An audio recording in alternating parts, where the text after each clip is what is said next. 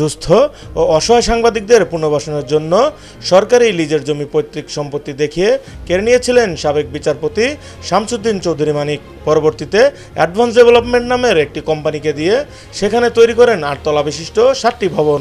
সব মিলিয়ে তৈরি হয় শতাধিক ফ্ল্যাট। গত 15 বছর ধরেই এই সম্পত্তি ভোগ দখল করে আসছিলেন আলোচিত ওই বিচারপতি।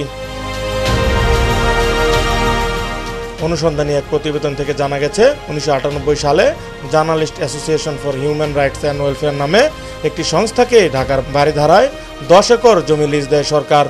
এরপর 27 বছর পার হলেও সাংবাদিকরা সেই জমির দখল পাননি। 2009 সালে আওয়ামী লীগ সরকার ক্ষমতায় আসার পর ওই জমিতে নজর পড়ে সুপ্রিম কোর্টের সাবেক বিচারপতি এইচ.এম. শামসুদ্দিন চৌধুরী মানিকের।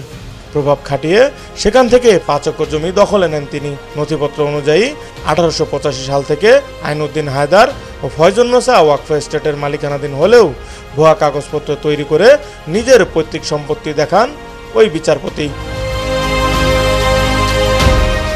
শামসুদ্দিন মানিক 1978 সালে বাংলাদেশ হাইকোর্টের আইনজীবী হিসেবে কর্মজীবন শুরু করেন।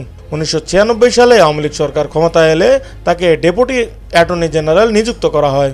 2013 সালের 31 মার্চ সুপ্রিম কোর্টের আপিল বিভাগে পদোন্নতি পান মানিক।